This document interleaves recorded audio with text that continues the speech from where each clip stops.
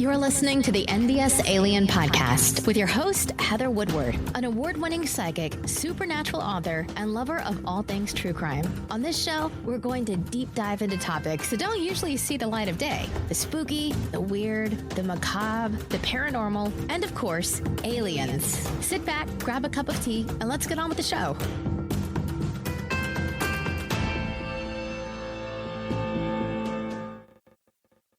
You want answers, not motivational quotes pretending to be guidance. You want the truth that changes things. That's where I come in. I read energy like a detective. Your patterns, your blocks, the turning points you feel coming but can't name yet. I translate what the universe has already lined up for you. I'm Heather, psychic, coach, witch. 25 years of helping people stop the self-sabotage and step into their power. If you're ready to move, text me 25224194447. Real guidance, real clarity. Zero games. That's me, 25224194447. Let's pull the cards and see what happens next. Now put your tinfoil hat on. Curiosity engaged. Let's get into the podcast. Hey everyone, this is the NVus Alien Podcast, and today I'm here with Paul. How do you say your last name? I don't want to fuck it up. Dulski. Dulski. I was going to say Dulski. I knew it. I knew I was going to mess it up. Anyway, Paul Dulski, and you are from Haunted Vermont. And you have a podcast, right? Yeah. Called Haunted Vermont? Correct. Awesome. Okay. We're going to be talking about Vermont and how it's haunted and some places that he has been, and we're just going to get into it. So tell me a little bit about yourself and how you got into doing podcasting and how you ended up being an investigator. I'm from Haunted Vermont. I'm almost 39 years old, and I guess you could say the paranormal found me. I wasn't really looking for it, except for when my friend and I were watching the Ghost Hunter TV show and stuff and didn't think anything of it. And until his farmhouse kind of came to life and made us question everything that was going on around us at times. And we jokingly joke about the fact that we wish we could like go back to our younger selves and basically tell our parents to get some sort of camera just so we could document everything that had happened or something, just because even today, as I talk about it, because it was like a poltergeist basically, it sounds so crazy that a lot of people just find all of the stories to be complete bullshit. But it actually happened, and that's one reason of why it made me go into the paranormal a little bit more. But then again, I was in fourth grade at that time. But what really pushed me over the edge was October 28th, 2011, like 5 months before me and a couple friends formed a team. We had taken this picture and I could sense something to my left. So I told my buddy who had the camera to take a picture. And when he saw something on his camera without taking another picture, he basically said, "Guys, we gotta go. We gotta go." So we all like basically got into my vehicle at that time. And like everybody was freaking out, like, "Oh my God, what is that? Oh my God." So thank goodness there was like a place to pull over. So I pulled over and I was just like, let me see what you guys are like dramatically overlaying over here about this image. And as soon as I saw it, I was like, wow, is this what I sent? It was like, a way to describe it would be, you see my left shoulder, my left arm, but to the right of that, there's something floating there. And I also just want to point out that it is not my cigarette smoke, because this is the time when I was smoking, but this is not cigarette smoke. People think it is, and that's just another reason why I don't really talk about my stuff as much, but I'm not getting any younger, that's for sure. And I would mind sharing my experiences because maybe somebody out there had something similar and this will help them maybe want to talk about their stuff more. I think you're on mute. People are always trying to debunk stuff, and they weren't there. I'm always like, you weren't there, bro. You have no idea what happened. You weren't there. because I think that's part of the paranormal is you have to be there to experience it. It's not just what in a picture, it's how you felt about it, what was going on in the moment. You know what I mean? No, I totally 100% agreed with that. Like, maybe one day, Heather, we can get my buddy on who actually lived in the farmhouse because he still liked to talk about it. He barely started to start doing these podcasts with me because he wasn't really quite sure if he like he wanted to talk about it, but he didn't know if he could do it in a podcast form. So sometimes like he'll remember something, but he'll also remember it in a different way of where maybe I may not have been there, but it could have been somebody else. Like I can give an example from the farmhouse. Like there was one night where me and him on the third and final time that he had changed his bedroom before his family had packed up to move out of the farm. There's this window in this bedroom. And one night we looked out and there was this strange shadow outside. It was just weird looking. It was like we could not replicate this shape. And to this day, I still don't understand where this shadow was basically being illuminated from, or however was presenting itself from the outside.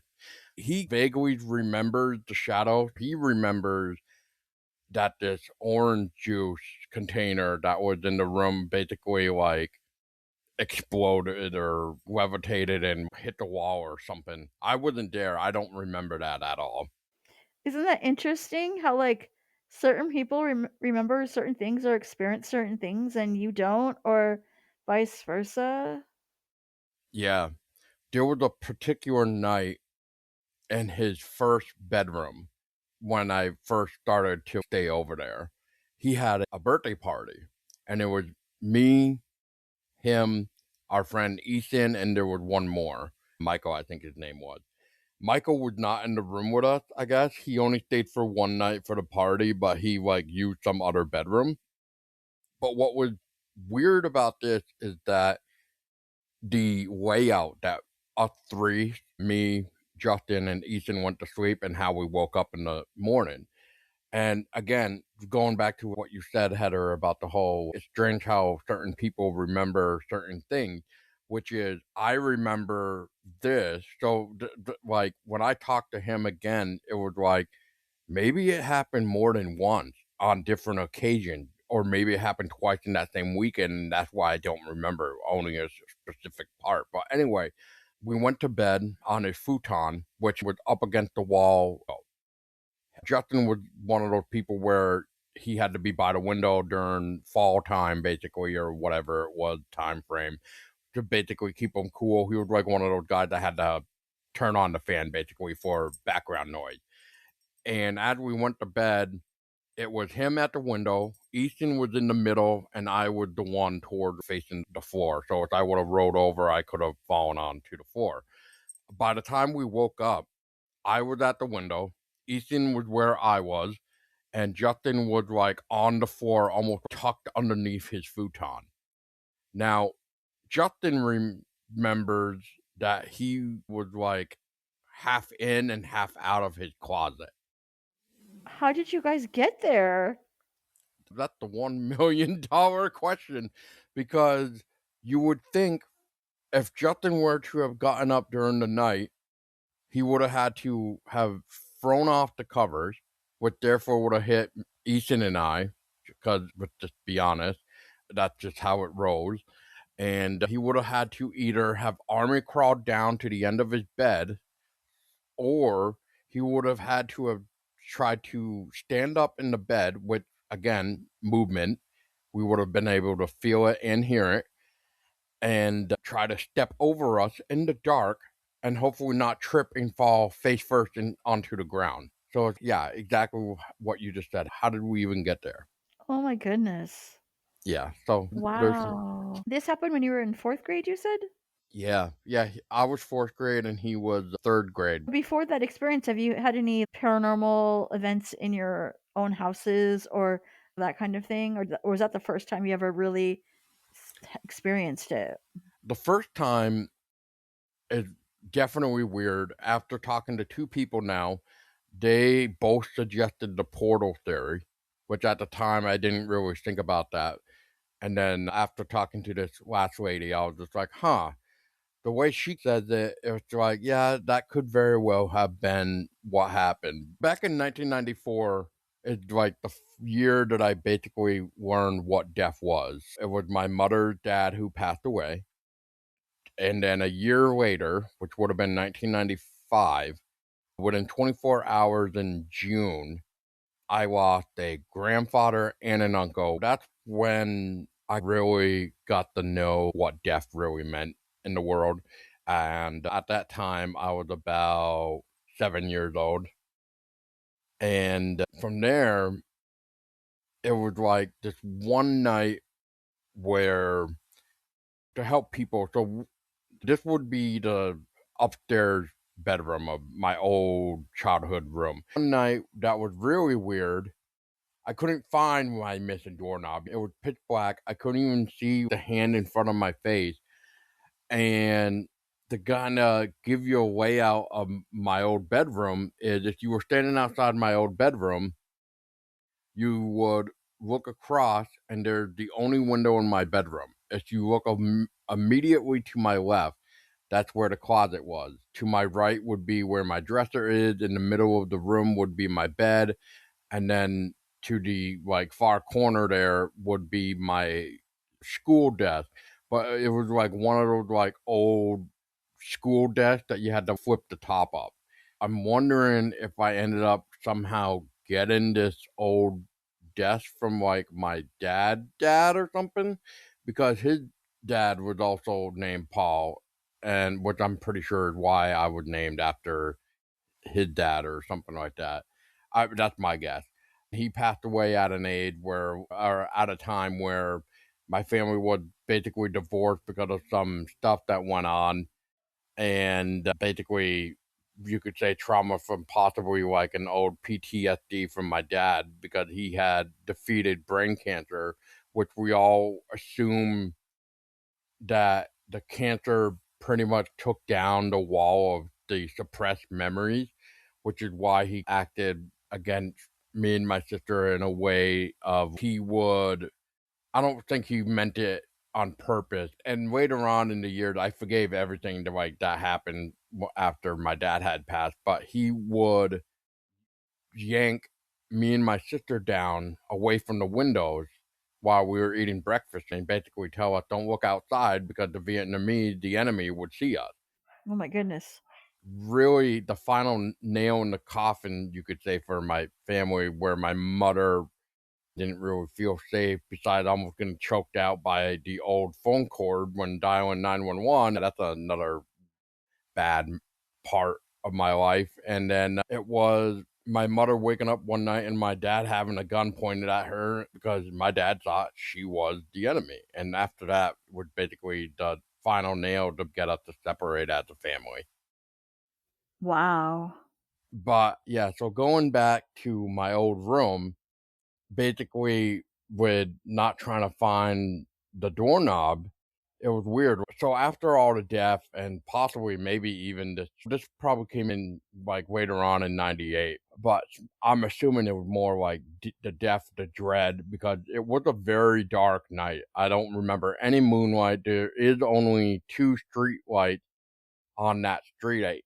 And the way my window was faced, it wasn't facing like the road. I was facing like the neighbor's house, and there was like a couple big trees that could block any sort of light really from the street. So really I relied on like wintertime when the nighttime was very shiny, as I say, glowing, where you can actually see more kind of thing. And sometimes if it was a full moon and the moon was near my window, that was like really the only light you could get, basically. But on this night, I could not even see anything. And I got up, panic or something, and I just tried to find my doorknob. I could not find it for the life of me. I was patting what I thought was either the door or the wall and going up and down, feeling left and right, feeling, couldn't find it. And what I just remember is just banging for who knows how long. And next thing I know, it was like my mother, you could say, broke the veil or something, because she like opened up my door. My door was like a couple inches away from where I've been trying to reach, but it was like my hand was at the dividers of the door to my bedroom, to like basically where the closet was. So I was like in between that like wall divider almost. It was very weird. But you would think with a wall divider, especially with these old houses that have the wooden divider, you should be able to feel the corners between that wooden entryway, the dividing of the wall to like the wall itself. But even with a door, you should be able to know where your door is, but I could not find it. And my mother, when she came opening the door, she was just like, "Why are you banging?" And I'm just like, "I'm sorry, I couldn't find the doorknob." And that was really it. Just go to bed kind of thing. That really was the first time where something strange happened. And from where my room is too, you would have to take about 4 steps and you could get to what I would call the big bathroom upstairs. But before even stepping into this big bathroom, if you look straight up, there was the entryway to the attic. And there was like a couple times where I felt like I could actually hear like voices coming from that attic. But later on, like going back to rethinking about this before I even started talking about this, it was just like I wish I could remember the layout of like my grandparents' house, because where I used to live, it wasn't just a house. It was like our house, my grandparents' house, connected to this other small house. I guess you could, I don't know if you would call that a duplex or what you would call that type of weird thing, but I've always wondered though, from where my big bathroom was, if that might possibly have been my grandparents' bedroom, and therefore the voices that I thought was coming from the attic was actually their TV. Now, I have thought about if it was maybe my parents' TV, but on these certain nights, you could definitely tell the TV was on because you could even see the glowing of the TV from my parents' room. And even with the door shut, you can still see like that TV glow, almost like illuminating the door, even as it's closed. So you definitely know it's the TV, but I don't recall any such glow. That's why I always go back to maybe it was my grandparent TV, but it's so hard to say because from what I can remember about this voice or voices, it was almost like people were laughing, having a good time, almost like playing poker in the attic or something. That doesn't sound like the TV. But who knows if like TV show was on, if they were even watching TV. That's why I try to think maybe it was my grandparent TV and whatever they were watching was somehow coming penetrating through the wall. But again, I don't know. I can't recall that anymore because of how young I was at that time, about 7 years old. And yeah. That's so interesting. I've talked to so many paranormal investigators, and did you know that most start to have experiences around 7 or 8 years old? Yes, It's weird, right? it is. It's that age for whatever reason. Yeah, I've always wondered because here's another thing that kind of makes me scratch my head too. Because I know there's such thing as the spiritual numerology. I think that's how you pronounce that. But when my mother's dad passed away, it was September 16th, 1994. When my father passed away, it was September 16th, 2003. That's weird. I don't remember how old my dad was, but I know when my dad passed, he was like 53 because he was gonna be 54 that year. Oh, that's so young. He died from a heart attack. That was mainly like the very first strange couple thing that I recall in my own childhood home, but that was before the bad stuff really happened, before my family got divorced. And then really it was like after that, nothing really happened for a long time. And the only thing that I'm not going to say it's paranormal because an animal can make the sound, but the only other time where I thought it was like weird would be 2007, where I was in a band and we wanted to take some band photos. So we went to this abandoned church that my bandmate knew. We went there and took some photos, and during that night we heard like almost this blood curdling scream as if a lady would be murdered. But we didn't think anything of it because we knew animals can make that sound, so we didn't think anything of it at all. Now, prior to the photograph that I mentioned about in October 28, 2011, that day we actually went to 3 places besides that one location. The first place we went to, we went back to that abandoned church. Just to take some creepy pictures, basically, because it was October. We want to try to just have some fun with creepy photos, basically. But as we got out of my vehicle, we stepped into this zone of fear, and I started to feel sick to my stomach where I had to stop because if I went anymore, I would have almost thrown up. But my other mate, who was able to go a little bit further than me and another guy, my friend Dan, so Corey, who was ahead of us, he somehow heard almost like a growl, which set him back. My friend Dan, who stopped, thought he could hear a chain being dragged on the wall of this old abandoned church. And that's where we were, all three of us basically turned around, booked it back to my vehicle, and we got out of there real quick. So as soon as we got away from the area, it was like my bizarre feeling of almost wanting to throw up stopped, and everybody else calmed down too. So it was basically like we stepped into that weird moment of whatever and zone of fear and embraced whatever that night was going on. And by the time we got out of there and got away from it, we were fine again. Weird. Yep. Because I've been there a total of probably 7 times, and only once have that ever happened, like that zone of fear. Otherwise, it was just, like I said, that one time where with my old band that we heard like what sounded like a lady being murdered. But again, animals can sound like that. And we didn't think anything of it. But when you look at the area where this abandoned church is, you got a pond.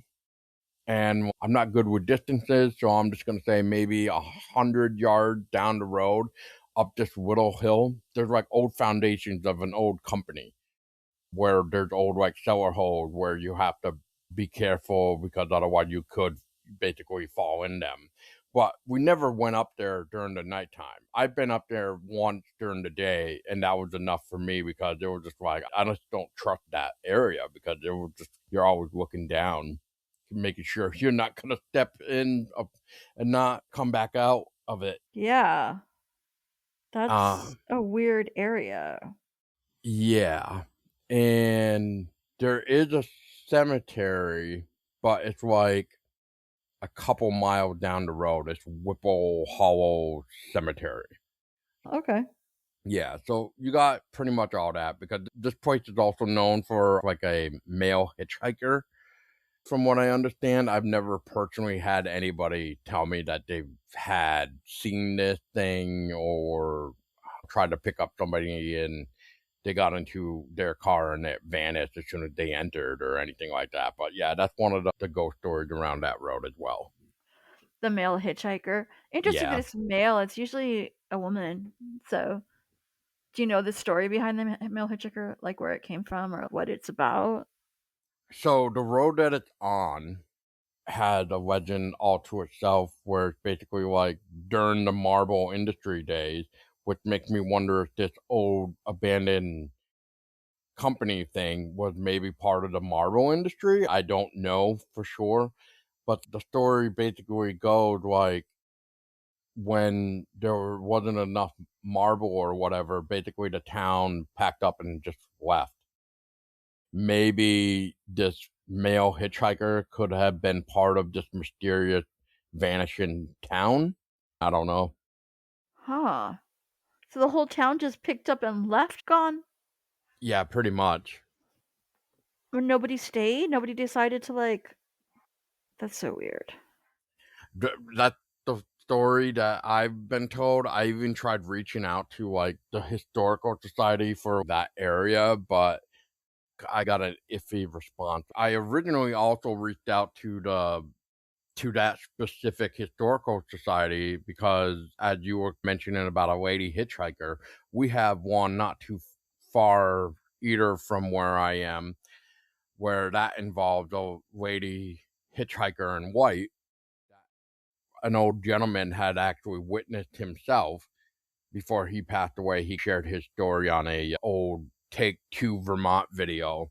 His name was like Frank, and he went into sharing his experience of what he had seen that one night on Marble Street in West Rutland. He pretty much saw like this glowing light, and as he approached, it was like this lady in a veil, basically. And when he tried to offer her a lift, basically she got into the car and that was it, vanished, boom. And yeah, that was pretty much Frank's story. That is such a common one, too. It's always they get into the car and then disappears. Poof. Yeah, and so when I reached out to the historical society to see if there was like any sort of evidence that could help back up the claim of this old town that just where people just left it and it just left its foundations or whatever, this is where it gets iffy because I don't know.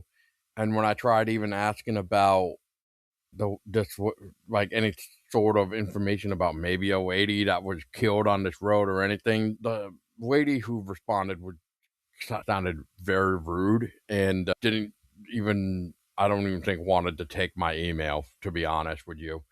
But I never really could find anything. And interesting enough, later on, this other podcast had found some newspaper articles about this road, like around Marble Street and Whipple Hollow Road and stuff, where it talked about this old place that had burned down and how there's like a ghost being seen on the road and stuff like that, which was a male, by the way.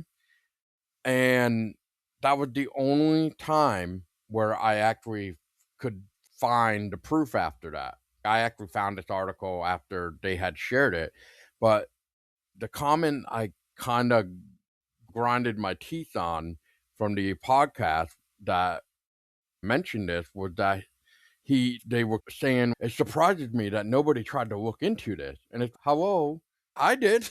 I have tried millions of times, but nobody could tell me that there was a newspaper clipping of this, especially with the word ghost in the newspaper headline. I never saw any of this until after this specific podcast came out. And I'm talking like maybe last year when this episode came out on this Oh my specific gosh. podcast. And I've been trying to search for stuff since 2012 on this, basically. So that just says something. Wow. Wow. Yeah. From there, though, from like my 2007 thing in 2011, were the times where I wasn't really fully into the paranormal thing. But when we captured that image that I mentioned, where something seemed to be floating to my left, it wasn't just like floating like a normal person would be like on a photo. Like it was almost like this. I call it a female because that's what it looked like to me because of the way this specific apparition is on the image itself, and it's more not horizontal but vertical, or maybe it's the other way around, I forget. It's horizontal, vertical, either way. Picture the opposite of what a normal human being should look on a photo, and it was almost like basically saying, hey, look what I can do, I can float this way. That's so interesting. So that just like really solidify your desire to find the truth. Pretty much, yeah, because when my two friends that were with me saw this image, we're all like, what is going on here? So what are we, like 5 months from there, we formed our own little team and we tried to go back to that same cemetery to see if we could possibly try to capture something else to help back up this image. And Heather, what I'm going to do right now real quick is I'm sending you the image by text just so you can see it, so you could maybe elaborate of how you see it. And you I can, got it. Oh, whoa. Okay. yeah, There's your arm. And I'll post this in the show notes for anybody who wants to see it, if I'm allowed. I'll go ahead and do that. of course. And you weren't smoking, there was no smoke. It doesn't look like smoke to me. You know, You can see the smoke like where my shoulder and left arm is, but whatever that other thing is to the far right cannot be cigarette smoke. Yeah, even the smoke behind you, it doesn't look. I don't know how to explain it. So when you see somebody smoking, it like covers them. I've seen people smoke before in pictures. It covers you. It's almost. Yeah, Say. exactly. Yeah, it's like it's thicker, as you Yeah. exhale the cigarette smoke. That is not as thick as that cigarette smoke. You know what it looks like? And I know this sounds weird, but it looks like something trying to materialize behind you. Probably. Like it's I trying kind of to. get now that you say that. Yeah, that's weird. Wow. Like you got it shape. Yeah, maybe there's actually multiple things in this image and I don't That's what even I'm realize thinking. it. Yeah. Yeah.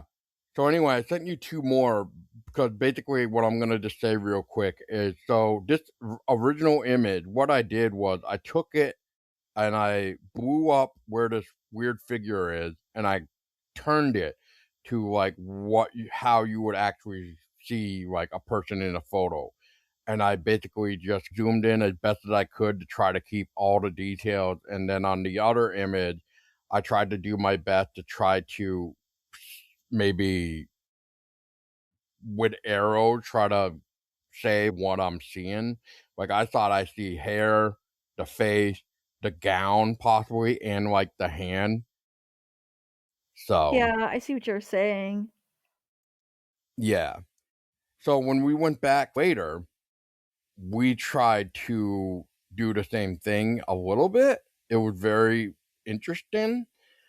And basically, we went there, possibly had captured an EVP of somebody trying to figure out like what me and my friend had in our hand. Like he had the camera, I had the voice recorder basically, and I had headphones in my ear to try to see if I could hear anything in real time to maybe try to answer back at it. And at one point, it sounded very softly like somebody said, "What is that?" Almost like they'd never seen like a voice recorder or the digital camera before. And as soon as I heard that, it was almost like I said that too, in the same direct response of like, "What is that?" Like, what, in a way of almost like saying, "What?" Like, what just got said? As it went on, I tried to do an experiment to see if my friend would be able to try to summon this lady or whatever, but to no avail with him. He didn't have any luck. So he said, "You sent it last time. So let's see how we can do with you." And I said, all right. So I went back out, took a few steps away from my friend, and I just said, "Hey, if you remember me, come take a picture with me, please." And stuff like that. Just be like, "Hey, just show up. We don't have much time left. Grab a picture with me while you can."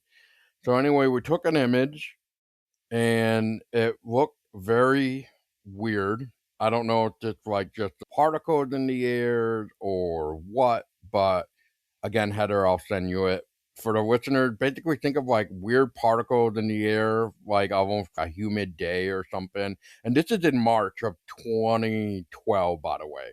So there's no snow on the ground. I was actually able to even wear like a t-shirt that day and long pants basically. It was just that warm. It was crazy for March. And so anyway, we got that picture that kind of looks interesting. And then we were like, okay, we're about to go. If you want to have a chance to be in a picture, this is your last chance. And basically, this is the one that we got. I don't even know how to describe this except for that if you look at the original image and the way the hand is formed or shaped or whatever, and then you look at this final one that we took of March 2012, it's like whatever that thing is at the bottom, it almost reminds me of the same hand from the original picture. I was gonna say, I'm looking. Okay, so we have and I'll put these in the show notes. You can follow along with me. Just go to the show notes and you'll see it. But okay, this is the same place. These other two shots because we have the little orby things, which looks like water or condensation. But the second picture is the same place as the first picture, correct? Yes. Yeah, because we were still there, and this is like where we were basically just about ready to leave. It's the same shape. Yeah. But okay, see, that's what I was saying. In the first picture, it looks like something's trying to like materialize. Yep. But then here it's already almost fully functioned. Yeah. Interesting. Yep. But that was the only other weird image that we had captured that night. And that maybe one EVP of the what is that? And which I sort of have somewhere, but because of the equipment back in the day, like you can barely hear it, and I don't know if it would be garbled because of how old it is. So weird. These are so interesting to me. The one on the right, okay, so the one on the left is interesting to me too. The first image that we're looking at, the one on the left is so interesting because again, it looks like something's materializing, but the one on the right, see, I know you showing me that there's a face, there's hair, there's thing, but to me, I'm seeing like a elemental on all fours. Yeah, with its head like the head is looking upwards and there's his two front feet and the two back feet. And he might have wings or something that looks like wings. That's why I have never quite understood what that is. Because this thing on the left, Basically, the particular first image episode, that would have like my cigarette smoke, right? yeah. Okay, so if we go down to the last one you sent me, Yep. there's wings in that one too on the left. So to me, it feels like a winged creature, but Yeah. And it almost looks like a hooded figure. I feel you on that. It's weird because it looks, I don't even know how to describe that header. It doesn't even come close to the first image with my cigarette smoke compared to this final one that I sent you. Like, it's so, like, we were just talking about thickness, and that's thicker than that first photo. See, the first one feels like you caught them mid, like, materialization. The last one is, okay, here you go. Here's my full form. But what also is interesting about this is that it does kind of, I don't know, if you look at it at a certain angle, it does look like it has antlers or something. Yeah, that's so bizarre. I don't know. Like, I see a lot of pictures, a lot. People send me pictures all the time. And I'm always like, I know what it is. That's condensation, or that's just funny light, or I Yep. usually can debunk it in 30 seconds or less. But this is, wow. Yeah. I remember catching it, and I said, nobody's going to believe that that this was an actual picture. Nobody's gonna believe it because it's so weird. We could have done it in paint in a way, and I hate to say that. know, but at least you're like saying it out loud. You're not pretending. You know what I mean? That's because I want to be real. I have nothing to hide. This is what I've captured and stuff like that. This is what I experienced, and this is my thoughts and opinions. But yeah, that's why I want to start talking about it, because maybe there's something that I'd never thought of. And with you talking, like with talking with you, Heather, like maybe you might open, like I never would have thought that was like an elemental creature. Now that you say that, it's like, huh, that is interesting. I work with elementals all the time though, so my brain always goes to like that. No, that makes sense. But unfortunately, maybe you're seeing it as a creature, and I'm actually seeing it as a like a female floating in a different way. We hear about that with even, what do they call that? The Kinderhook blob in New York, in Kinderhook, New York. Apparently, there's like a white blob where like different people will could see this thing at the same time, but each person will see it differently than the others. Yeah. I keep hearing stories about that where like some of these older things in the forest or older like certain places, you experience it how you need to, which I think is very interesting. So you could have 3 people there who see it and they're all going to see it a little different. Yeah, exactly. And I find that to be so interesting because it makes me think, does it actually have a true form? Or is it literally energy? And if it's energy, then your brain is going to materialize it however it needs to. Yeah, like it almost want to show us in the way that we want it to be seen. Yeah, exactly. And so some people will see it as like negative, and some people will see it as positive, and some people will see it as neutral. And depending on how they experience it is how they're going to react to it. Speaking of Um, which, I'm glad that you brought that up. I should also add, I think it was this time too, like in March here, when we got there, or maybe it was another time. I don't. I Like I said, it's been forever. I know we've been back to this place multiple times. I don't recall though if this was the same night where I had felt a hot spot right before it vanished. And I'm talking like outside.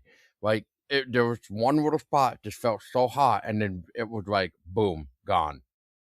I don't even know how to describe it. It was just like I just stepped right into it, and it was just like, wow, this is really warm or hot or whatever. I'm like, this is weird, and all of a sudden it was gone, and it was back to like normal outside weather at that time, which would have been like, I think I saw it was like somewhere around the 60s or 70s that night. okay. I'm not surprised. Right. That seems to be par for the course. It's either gets really hot or really cold. Real quick. It's never anything in between. This is so fascinating. Yeah. That's, again, one of my favorites, really. It's just, I don't know. It's just, every time I go back to it, I'm just like, I just get awed in it. It's just so cool and stuff. But like that, again, like going back to what I was saying, like if I don't talk about it, I'm not going to be able to open up different ideas of what it could be besides just my one opinion, which is what I think that final image I sent you on this place is. That looks like a hand to me. And then if you go back to the first image where my cigarette smoke is, and if you look at that, what I would call the hand that's coming up as this, like this, I'm just gonna say lady is trying to look at my friend taking the picture, like raising. The way I've always looked at it was like this spirit who is basically trying to show off that it can float like this. It's trying to raise its hand, almost like to maybe wave at us while like floating, and that sounds so weird to say, but it's just, I don't know what else to say. But then when you really look at that zoomed in, especially when the cropped in rotated picture that I had sent you, like, and really studied a hand, like the way it's like forming up as it's raising up or whatever is going on. And then you look at the final image, it looks eerily familiar. The only difference is maybe it's actually the hand, like the full hand, without it being covered in what I'm calling the gown. Yeah. It makes sense. Yeah, it's just, oh my gosh, there's so much it could be. And who knows? Who knows unless it tells you, this is what I am. Yeah, pretty much. And yeah, that was pretty much it. That kind of led me down this journey of trying to see what is out there with the paranormal after the farmhouse and my old childhood memories, really. Wow, that's amazing. If people want to get a hold of you, or if they want to talk to you, or if they want to listen to your podcast because they know you have a podcast called Haunted Vermont, where can we find you? Everything can be found basically at hauntedvermont.org. There's a contact form there. As soon as you even go on to hauntedvermont.org, the banner at the very top has all the social media links of where we're at. So you can always find us on YouTube, Spotify, stuff like that, where the podcasts get posted. And you're also on ParaX, correct? Yeah, ParaX. So para-x.com, where there's tons of great shows, and definitely check them out. That's very cool. Thank you so much for telling us your stories. Thank you for listening to the NVus Alien Podcast. For show notes, go to the website www.nvusalien.com. All of the reference materials and mentions in this episode are linked there. If you want more witchy, paranormal, and fringe content, please subscribe to my Substack. Just search Heather Ashera, that's Heather Ashera, or check the link in the show notes. And as always, see you on the flip side.